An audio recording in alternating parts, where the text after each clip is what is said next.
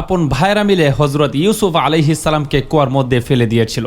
আপন ভাই, রক্তের সম্পর্ক আপন ভাইকে কুয়ার মধ্যে ফেলে দিয়েছিল। হজরত ইব্রাহিম আলাইহিস সালামকে আগুনে ফেলার জন্য অনেক বড় একটা গর্ত খনন করেছিল।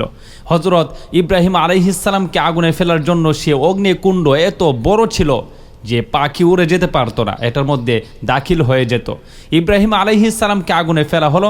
ইব্রাহিম আলাইহিস সালাম আল্লাহর প্রতি ভরসা করলেন। আল্লাহ তাকে এই আগুনের মধ্যে শান্তিদান করলেন, তাকে বাঁচিয়ে রাখলেন আগুনের মধ্যে। আল্লাহর প্রতি অটল বিশ্বাস ছিল, যার কারণে আল্লাহ সাহায্য করলেন। যদি আপনি এমন সিচুয়েশনের মধ্যে আছেন যে কি করবেন, কোথায় যাবেন, কিভাবে চলবেন ভাবতে পারছেন না, ইয়াদ করেন হজরত ইউনুস আলাইহিস সালামকে, যাকে মাছে গিলে ফেলেছিল।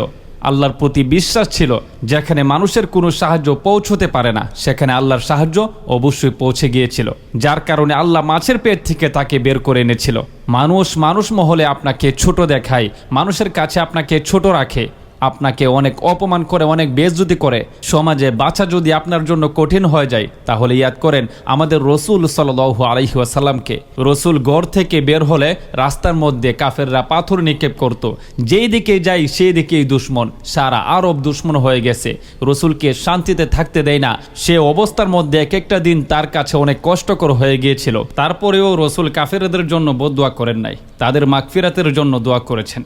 এমন মাইন্ড আমাদের হতে হবে, এমন পার্সোনালিটি আমাদের থাকতে হবে যে আমরা মানুষদেরকে ক্ষমা করতে পারি। আগের মানুষ অনেক শক্তিশালী ছিল, আর এখন মানুষ দুর্বল থেকে আরও দুর্বল। আমি ফিজিক্যালি কথা বলছি না, আমি বলছি চিন্তার কথা। আমাদের চিন্তা এত কমজোর হয়ে গেছে, এত নিচে নেমে গেছে যে যদি কোনো পেরেশানি আমাদের ভাইদের উপর আসে তখন আমরা মনে করি এটা তার কর্মের ফল, আর একই বিপদ যখন আমার উপর আসে তখন আমি মনে করি এটা আমার পরীক্ষা, আল্লাহ আমার পরীক্ষা নিচ্ছেন। বিপদ অন্যের উপর আসলে এটা তার শাস্তি, আর আমার উপর বিপদ আসলে এটা আমার পরীক্ষা। আমাদের চিন্তা এত নিচে নেমে গেছে, কোনো সময় নিজের মধ্যে ডুবে দেখবেন যে আপনি কতটুক পানির মধ্যে আর কতটুক দুধের মধ্যে আছেন। নিজের যত খারাপ, যত নেগেটিভ চিন্তা আছে বাদ দিন, সব বাদ দিন। আজকে থেকে অন্যের জন্য সব খারাপ চিন্তা বাদ দিন। আপনার মধ্যে যত ভালো গুণ আছে সকল গুণ আপনি বের করে দিন। আপনি নিজেকে একজন ভালো মানুষে রূপান্তরিত করুন, দেখবেন দুনিয়াতেও শান্তি, আখেরাতে আল্লাহ তাআলা মুক্তির ব্যবস্থা করবেন। আর সকলের সাথে ভালো ব্যবহার করলে আপনার পরিচয় হয়ে যাবে যে আপনি কোন ধরনের মানুষ।